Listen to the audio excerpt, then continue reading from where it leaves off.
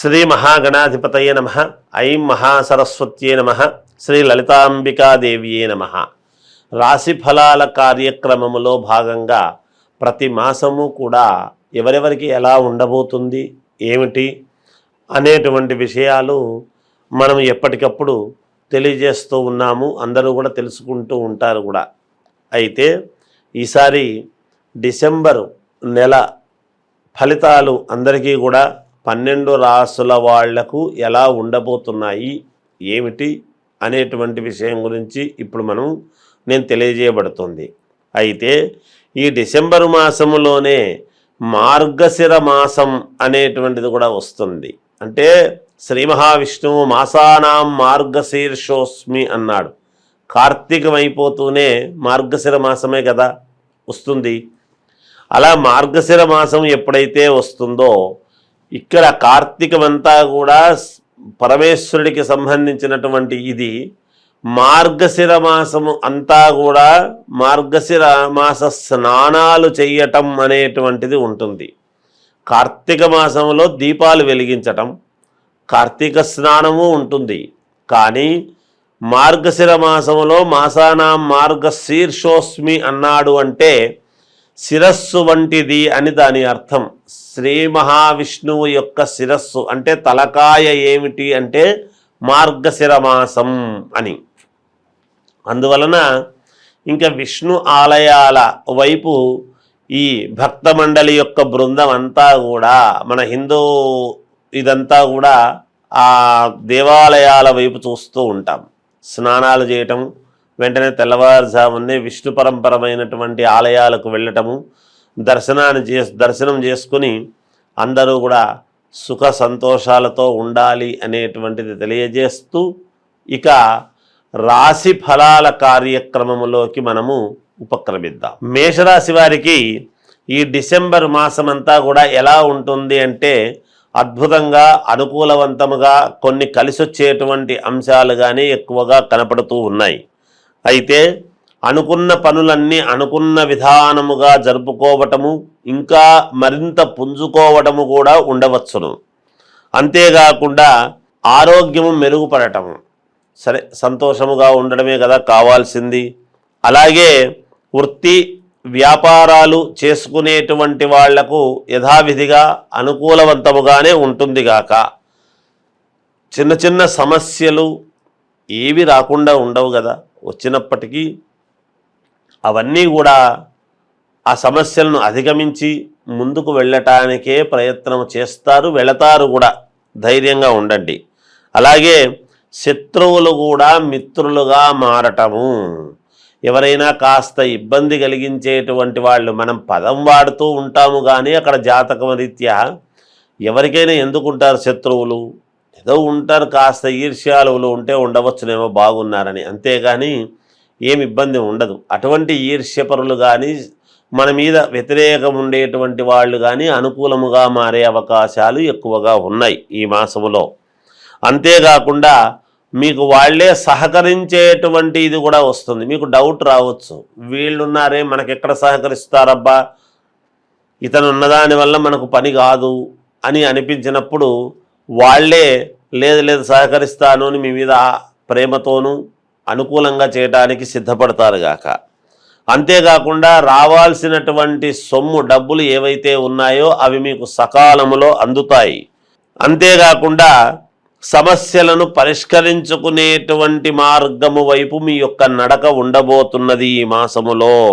అందరితోనూ సఖ్యతగా వ్యవహరించి జాగ్రత్తగా మాట్లాడి అందరినీ ఆదరించే విధముగా, కలుపుకొని పోయేటువంటి విధముగా ఎప్పుడైతే మీ యొక్క దృక్పథం ఉంటుందో అప్పుడు మీరు తప్పకుండా ఈ మాసమంతా కూడా విజయం సాధిస్తారు. సంతాన విద్యా విషయాలలో చాలా మేలు జరిగేటువంటి అవకాశాలు ఎక్కువగా ఉన్నాయి. అలాగే మామూలుగా విద్య చదువుకునేటువంటి వాళ్లకు, విద్యార్థులకు చాలా యోగవంతముగా ఉంది. ఉద్యోగం కావాలి అని అనుకునేటువంటి వాళ్ళు ప్రయత్నాలు చేయండి. ఎప్పటికప్పుడు ప్రతి మాసము కూడా చెప్తున్నాం, దానికి తగ్గట్టుగా మీరు కనుక అడుగులు వేశారు అంటే తప్పకుండా జరుగుతుంది. కొంత శుభవార్తలు వినడం లాంటివి జరుగుతాయి.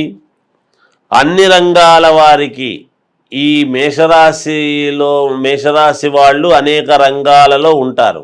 ఒక రంగం అనేది ఏముంటుంది, వ్యాపార రంగము కావచ్చు, ఉద్యోగ రంగము కావచ్చు, లేదా ఎక్కడైనా దేంట్లో ఉన్నా సరే, గవర్నమెంట్లో ఉండినా, సినిమా రంగంలో ఉండినా, రియల్ ఎస్టేట్ వ్యాపార దీంట్లో ఉండినా, విదేశాలలో ఉండినా, ఒకవేళ రక్షక భటుల అంటే పోలీసు డిపార్ట్మెంటులో ఉండినా, లేదా దేశ సరిహద్దులలో ఉండేటువంటి సైనికులలో ఉండినా, ఎక్కడ ఉండినా, ఏ రంగములో ఉన్న వాళ్ళకైనా మేషరాశి వాళ్లకు చాలా అనుకూలవంతముగా ఈ డిసెంబర్ మాసం అంతా కూడా ఉన్నది అనేటువంటిది తప్పకుండా తెలియజేస్తూ ఉన్నాను. అంతేకాకుండా చిన్న చిన్న ఇబ్బందులు అనేటువంటివి నెలాఖరులో కలగవచ్చును.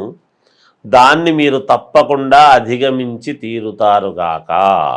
ఇంకా మెరుగైనటువంటి ఫలితాలు మేము సాధించాలి, మేము ఏమి చేసుకుంటే బాగుంటుంది అనేటువంటి ఆలోచన ఉన్నటువంటి వాళ్ళు అమ్మవారిని ధ్యానించండి.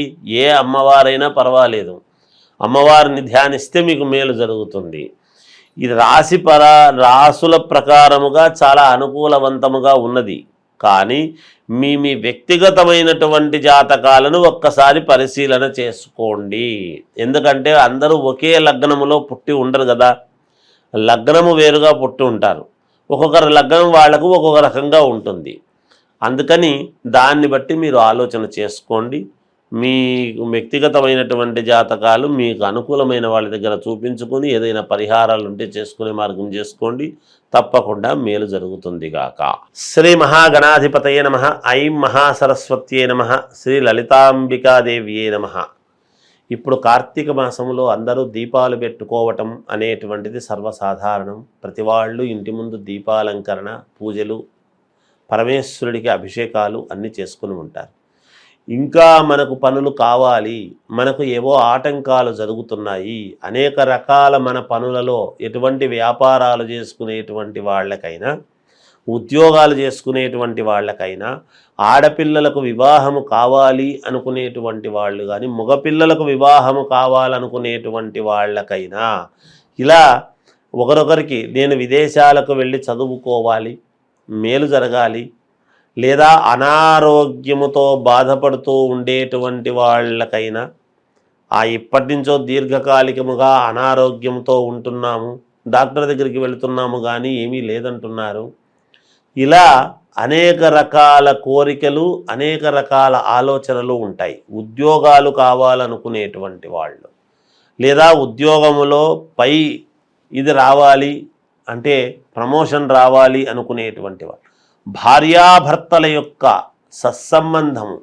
అన్యోన్యత గురించి, సంతానము కావాలి అనుకునేటువంటి వాళ్ళు, ఒక సమస్య కాదు, ఎటువంటి సమస్యలకైనా, ఎటువంటి ఇబ్బందులకైనా, ఈ ఇబ్బందులు తొలగిపోవాలి అనుకున్నప్పుడు ఒక్కొక్కసారి కొన్ని సమయాలు మనకు చాలా మహాద్భుతమైనటువంటి సమయాలు వస్తాయి. భగవంతుడు అన్నీ కూడా ఒక్కొక్కసారి మనకు అనుకూలిస్తాడు.